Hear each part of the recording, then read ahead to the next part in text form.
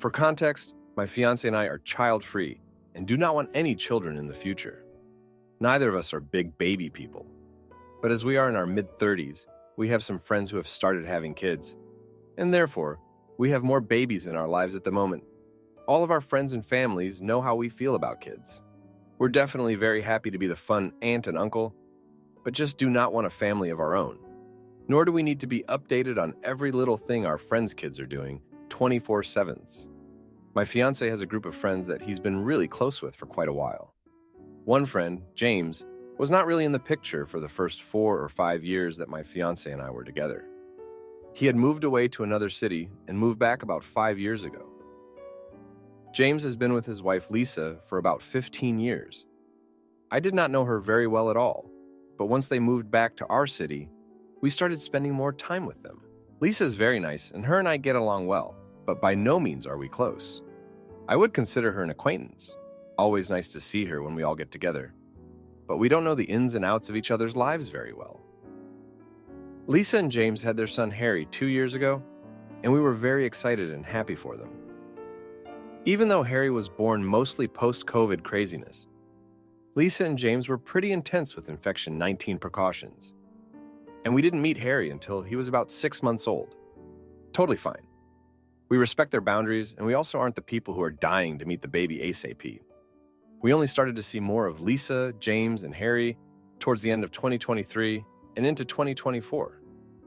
All this to say, we've maybe seen Harry 5 times, and wouldn't be surprised if he wouldn't recognize us, due to how infrequently we see each other. In March, our friend group went out to spend the afternoon together. We had gone out for lunch, and I was a tad bit hungover, so I didn't want to eat anything.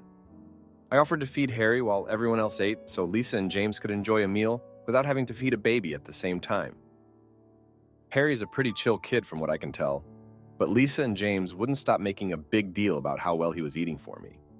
Later in the day, we went for coffee, and Harry fell asleep while I was holding him. Again, Lisa and James made such a fuss about how he doesn't do this, and how did I get him to sleep, etc. Honestly, I didn't do anything special. I was hungover and low energy, and I think Harry was just matching my energy, but who knows? This brings me to my current dilemma. Ever since that afternoon, Lisa messages me pretty much daily with updates on Harry. Absolutely none of them are milestone moments. Here's Harry holding another kid's hand. Here's Harry reading an alphabet book. He likes the color red, him with a red jacket on, and so on. I get it's their first kid, and I'm sure every little thing he does is a big deal to Lisa as it should be. But I am extremely confused how I ended up being on the receiving end of all these pictures. At first I would respond with, "Haha, he's so cute," or, "Oh wow, look at him go." But then it started becoming almost daily updates. And then I would just like the picture with no response. Then it turned into multiple pictures a day, with several videos about nothing. Just him doing daily things, walking down the street, or getting into his high chair for lunch. So at this point, I'm a little baffled. I don't want to be rude and just flat out tell her to stop, because I don't really care if he's wearing green or blue shorts today. I talked to my fiance about it, and he said he thinks I should just stop responding altogether. So that's what I did, but it didn't deter her. I had my read receipts on so she could see that I saw it but didn't respond. She then sent me, in a 48-hour period, 17 videos of Harry. It just feels a little ridiculous, especially when she knows I'm not a big kid person. We have another friend in the group, Allie, who loves kids. She's so excited every time she gets to see Harry, yet she is getting 0 pictures or videos sent to her. I'm extremely confused on that one. In the last 3 weeks, I have not responded to a single message Lisa has sent me, yet she continues to send me pictures and videos. I'm trying to be as kind as possible in this situation, but I'm over the updates. It's such a nuisance. I know it's a first world problem, but I really wish I could just unsubscribe from these updates I didn't ask for. She sent me a message the other day just asking about long weekend plans. I waited 24 hours and then responded to her and asked about her plans. I was kind of hoping that was the end of the updates, and we would just go back to chit-chatting every now and then. Nope, she's back on it with the updates. I just got a picture of him at IKEA with a lamp, and I just can't anymore. To add, I've talked to a few of my mom friends, and all of them have said they think this is way too much and a bit ridiculous. Overall, the advice I've received has been not to respond, but That clearly isn't working, as she just keeps sending them. Is there any other way to go about this in a gentle way? I don't even know her well enough to know how she'll react to confrontation or anything. So I would really like to be as soft and gentle as possible while still being firm. Any advice would be greatly appreciated. Now for a few comments before the update. Comment 1. I think I would approach things a little differently. You say this is a very recent change, that you think was brought on by you interacting with Harry a bit more than usual. I'd say something like, "Hey, I noticed you've been sending me a lot of pictures and videos of Harry lately. Any particular reason?" I have a feeling that it started out as, "I thought you would like it because you were enjoying him so much the other day," and then probably snowballed into, "I'm a new mom and like having someone to share my enthusiasm with," which would give you the opportunity to reiterate that you're not really a kid person in general, and then move on to "it's all a bit much" territory. Comment 2. My husband and I, 33 years old female, are also child-free. I have 2 friends who I am cordial with that always send me pictures of their kid, force their kid on me. I found out that they low-key think they are going to convince me to have a kid, because they can't see how anyone wouldn't want a kid after meeting their perfect angel. Obviously ridiculous, annoying, belittling, and their kid is nice, but also a terror. So is there any chance this is her angle? She saw you got along with the kid and she's sure she'll be the one to push you over the edge into mommy land? I would just ask her why she's doing it. Gonna be awkward, but it's her weird behavior anyway. Now for the update. Hey everyone, thanks for all the comments and advice from the last post. So, 2 weeks have passed since I last updated you, and things have taken quite a turn. After getting fed up with the constant updates about Harry, I decided to take a more direct approach. I messaged Lisa and politely told her that while I appreciate her sharing moments of Harry's life with me, I'm not really a kid person and would prefer fewer updates. I tried to be as gentle as possible, emphasizing that it wasn't anything personal against her or Harry. Lisa responded almost immediately, and to my surprise, she was very understanding. She apologized for overwhelming me with the updates and said she just thought I enjoy them because I had been so good with Harry that one day. She admitted she'd been feeling a bit isolated and thought sharing Harry's moments would help her feel more connected. I felt a bit guilty, but also relieved that she took it well. However, things didn't end there. A few days later, Lisa invited me out for coffee, saying she wanted to talk about something important. I agreed, thinking it might be a good opportunity to clear the air and maybe even get to know her better. When we met, she seemed a bit nervous. After some small talk, she finally opened up and told me that she and James were going through a rough patch. She confided that James had been distant since Harry was born, and she felt like she was raising Harry alone most of the time. She said that sharing Harry's updates with me was her way of coping with the loneliness. I was taken aback. I had no idea things were so tough for her. I listened as she poured her heart out, and I realized that her constant updates were more about her need for support than anything else. I felt a mix of emotions, sympathy for her situation, and frustration that I had been dragged into it unknowingly. After our coffee, I talked to my fiancé about what Lisa had shared. He was surprised too, but suggested that maybe we could help in some way. We decided to invite Lisa and James over for dinner, hoping it might give them a chance to reconnect and also show Lisa that she had our support. The dinner was a bit awkward at first, but as the evening went on, things seemed to loosen up. James and Lisa started talking more openly, and it felt like a small step in the right direction. However, the real twist came when James pulled me aside after dinner. He thanked me for inviting them over and then dropped a bombshell. He was considering leaving Lisa. He said he felt trapped and overwhelmed by the responsibilities of fatherhood and didn't know how to cope. I was stunned. I didn't know what to say. I urged him to talk to Lisa and maybe consider counseling before making any drastic decisions.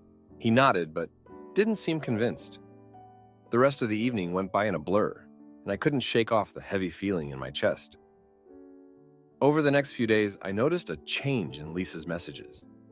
She stopped sending daily updates about Harry and instead started sharing more about her feelings and struggles. It was clear she needed someone to talk to, and I felt a responsibility to be there for her, even though it was emotionally draining. One evening, Lisa called me in tears. She said James had finally opened up to her about his feelings, and they had a long, painful conversation. They decided to try counseling, but Lisa was terrified of what might happen. I did my best to comfort her, but I couldn't help feeling a sense of dread. In the midst of all this, I found myself reflecting on my own relationship. My fiancé and I had always been on the same page about not wanting kids, but seeing the strain it put on Lisa and James made me realize how fragile relationships can be. It was a sobering thought, and it made me appreciate the stability we had. As the days went by, Lisa kept me updated on their progress in counseling. It was pretty tough of emotions. Some days were good, others were filled with doubt and fear. I tried to be as supportive as I could, but it was clear that their future was uncertain. One evening, Lisa sent me a message saying that she and James had decided to take a break from each other. She was devastated, but felt it was the best thing for both of them. I felt a pang of sadness for her and Harry, but also a sense of relief that they were taking steps to address their issues. In the end, the situation with Lisa and James made me realize how important it is to communicate openly and honestly in a relationship. It also made me more grateful for the understanding and support I have with my fiancé. While things are still uncertain for Lisa and James, I hope they find a way to work through their problems, whether that means staying together or going their separate ways. Thanks for reading. Aita for choosing my high school graduation over my parents' church ceremony and losing their financial support. So I'm writing this because my college plans were uprooted as of Sunday, June 16th. I'll be graduating this week and my ceremony is later this week. However, my church announced that they'll be doing their own graduation ceremony on July 7th, where they will have church graduates walk down the aisle of the sanctuary during service to be recognized and receive prayer, and the pastor announced it on the 16th. According to my parents, he said it was important to make sure the next generation rooted their future in God, and the church will be having a BBQ after service in honor of the graduates. However, I haven't attended church since I was 16, due to an incident I'll explain later. But my parents seem hell-bent on making sure I attend not just the church graduation, but church from now on too. And they added strings to prior agreements that were never attached. Before the church graduation was announced, my parents agreed to split tuition with me to attend a community college upon me finding a job this summer. I planned to transfer afterward to finish my bachelor's. However, after the announcement, my parents said they weren't going to attend my graduation and that I wasn't allowed to either. A complete 180 out of nowhere. We even invited relatives to attend from out of state. But my parents already told them to attend the church graduation instead. And I feel like they pulled the rug from under me. When I said I still planned to attend my high school graduation with friends, they threatened to rescind their offer to pay for college if I went and didn't come to the church one. And I just feel blindsided by this. When I tried to explain how they changed their mind out of nowhere, they said that the pastor talked about how people lost their way in college by disregarding faith and morals. So they weren't going to pay for me to go and change because of worldly influences. But when I said that I would pay for tuition myself, without them if I find a job, while still attending the high school graduation, they said they'd charge me rent starting in July, which is unfair because I am yet to find a job. I've been applying like crazy the past few weeks, and I have a few interviews lined up too. They're just trying to make me return to church after I stopped attending 2 years ago. And I've been really frustrated with their flip-flop. They said they're doing this because they made mistakes in college before later finding God. And they didn't want me to make the same ones too. To add, I was bullied in that church in the past. And I reached my breaking point 2 years ago. The youth had a camp out on the grass behind the church where I was hazed by this really annoying girl. And no one did anything, including the assistant chaperone in our tent. There were stupid pranks that were made in good fun. But the most hurtful thing was when that one girl made jokes, / comments about my body or weight when we were changing. That really hurt. And our tent chaperone didn't do anything when I told her afterward, because she wasn't in there as we changed. This is just one of many things with this girl during youth group, when leaders weren't looking, but that was the most hurtful. However, to my surprise, my parents took my side and didn't make me attend youth group after that. And they let me stop attending for the most part, to my surprise. I miss how they were reasonable in the past, and hope that they can be reasonable again with me here. Most of my relatives are also churchgoers and have agreed to attend the church graduation instead. And I just need advice because it all happened so fast. And it especially hurts that they don't want to attend my high school graduation. My friends are in high school, and I don't consider anyone in our church's youth group to be my friend, so, of course, I want to graduate with my friends. But I can't pay rent in July as they're threatening because it's just a few days away. And I need advice on how to get through to them. Now, for a few comments before the update. Comment 1. They threatened to rescind their offer to pay for college. Realistically, they're going to hold this over you from now on. Even if they pay for it after graduation, they'll start to claim it was a loan and say you have to repay it. Financial games where normal support is treated as a luxury and used to torture the child, young adult, is a common ploy with bad parents. You have got a lot to deal with. Just wanted to give you the heads up that once they start this game, it doesn't go away. Comment 2.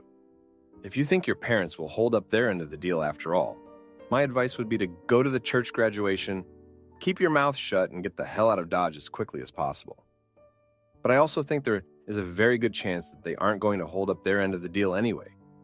In which case, it would be a shame to miss your high school graduation for nothing. Now for the update. Hey everyone, thanks for reading. So, after my last update, things have gotten even more complicated. The day after I posted, I had a huge argument with my parents about the whole graduation situation. I tried to reason with them again, explaining how important my high school graduation was to me. But they were adamant. They kept saying that the church graduation was more important for my future and that I needed to show my commitment to God. I decided to go to my high school graduation anyway. I knew it would mean losing their financial support, but I couldn't miss out on such an important milestone with my friends. The ceremony was amazing, and I felt so proud walking across that stage. My friends and their families were there to support me, which made it even more special. But when I got home, my parents were furious. They told me they were serious about charging me rent starting in July, and that I needed to find a job immediately. I spent the next few days frantically applying for jobs and going to interviews. I finally landed a part-time job at a local cafe, which was a huge relief. But the pay wasn't great, and I knew it wouldn't be enough to cover rent and save for college tuition. I tried talking to my parents again, hoping they would see how hard I was working and reconsider their decision, but they wouldn't budge. As July approached, I started to panic. I didn't have enough money saved up, and I didn't know how I was going to make ends meet.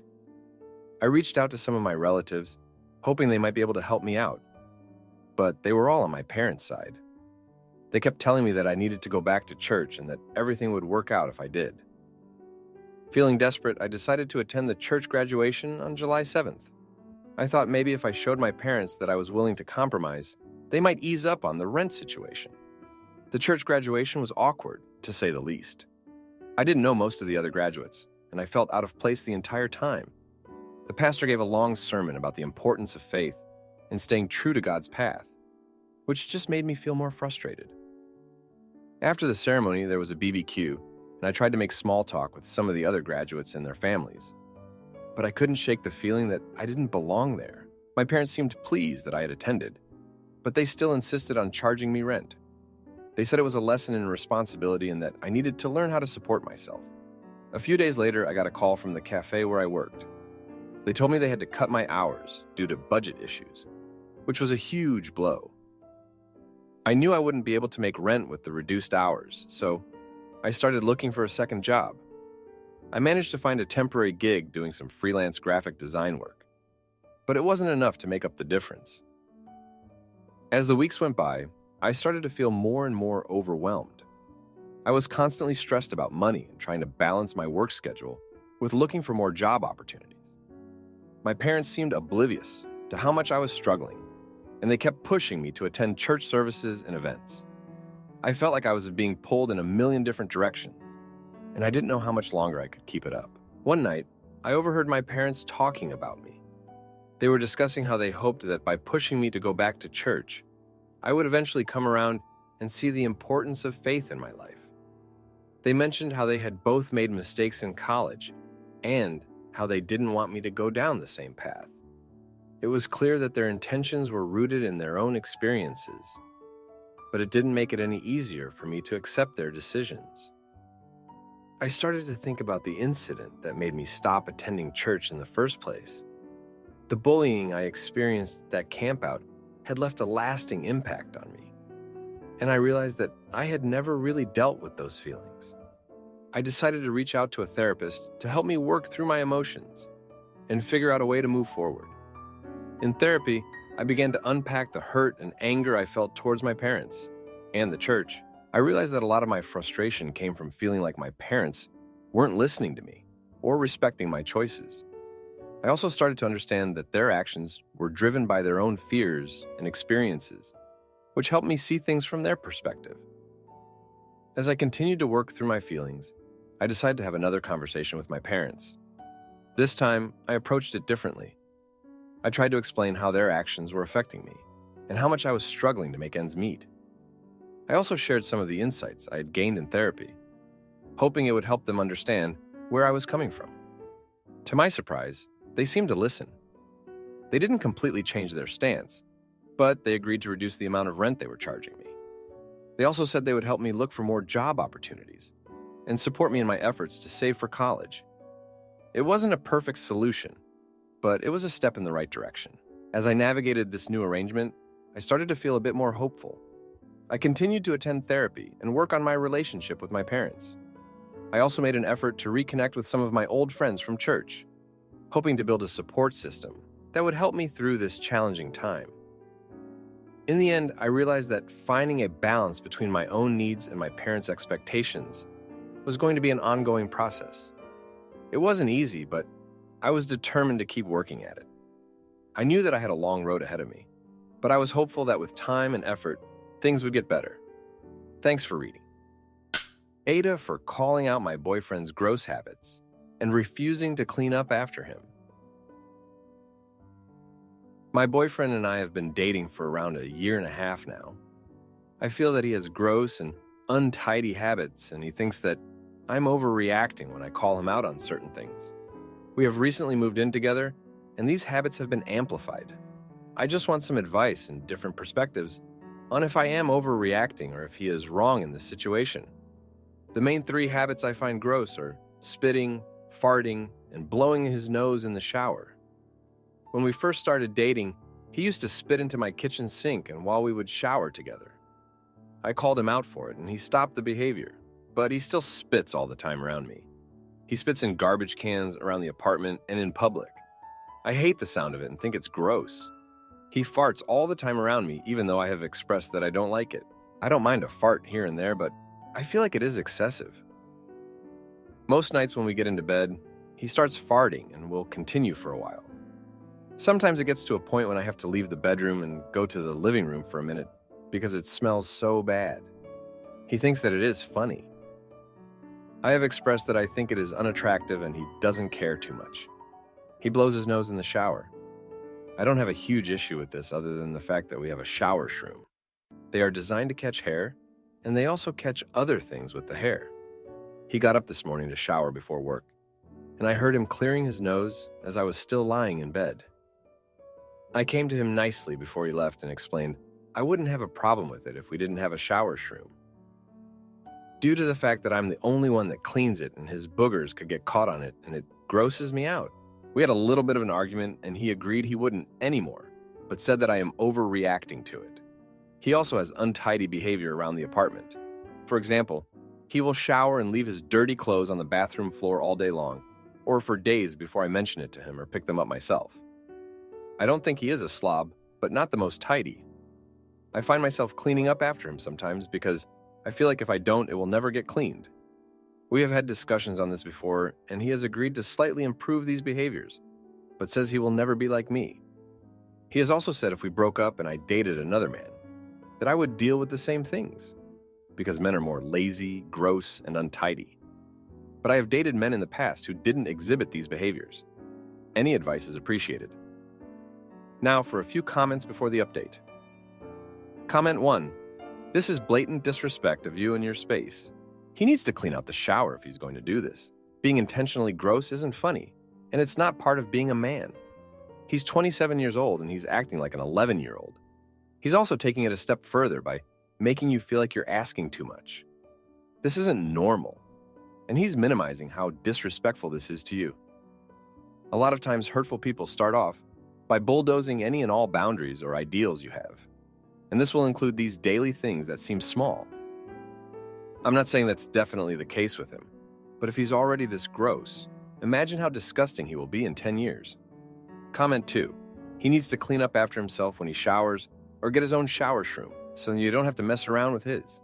The farting and the spitting are something I wouldn't have gotten into in the first place. You picked this guy. I've actually never dated a man who did any of this stuff, and neither of the 2 men I married did this either. Actually, I know no men who do this. No men who somehow I managed not to fart in everyone's face at work all day. So I don't get when people think it's okay to stink up communal living spaces at home with nasty smells. If it's so bad all the time, perhaps his diet needs to be looked at. Now for the update. Hey everyone, a lot has happened since my last post. So, 2 weeks ago we had another argument about his habits. This time, it was about the spitting. I had just cleaned the apartment and he spat into the garbage can right in front of me. I snapped and told him that it was disrespectful, especially after I had just cleaned. He got defensive and said he didn't see the big deal. We ended up not talking for the rest of the evening. The next day, I decided to take a different approach. Instead of nagging, I tried to have a calm conversation with him. I told him how his habits made me feel and how it affected my perception of him. He seemed to understand, but I could tell he was still annoyed. He promised to try harder, but I wasn't convinced. A few days later, something unexpected happened. We were invited to a dinner party at one of his friends' houses. I was hesitant to go because I didn't want to deal with his habits in front of other people. But I decided to go anyway, hoping it would be a good distraction. At the dinner party, I noticed that his friend was very tidy and well-mannered. It was a stark contrast to my boyfriend's behavior. I could see my boyfriend noticing it too. He seemed a bit uncomfortable and out of place. After the party, on our way home, he admitted that he felt embarrassed by his own habits. It was a small victory for me, but I didn't want to push it. The next morning, he surprised me by cleaning up the bathroom without me having to ask. It was a nice gesture, but I was still skeptical. I didn't want to get my hopes up, only to be disappointed again. Over the next few days, he made more of an effort to be tidy and considerate. He even stopped spitting in the garbage can and started using tissues instead. But then, a week later, we hit a major bump. He had a stressful day at work and came home in a foul mood. He reverted back to his old habits, spitting and farting without any regard for my feelings. I confronted him, and it turned into a huge argument. He accused me of being too controlling and said he felt like he couldn't be himself around me. I was hurt and didn't know what to do. I decided to take a step back and give him some space. I spent the next few days focusing on myself and my own well-being. I went out with friends, took long walks, and tried to clear my mind. It was during this time that I realized I needed to set some boundaries. I couldn't keep cleaning up after him and tolerating his gross habits. It wasn't fair to me.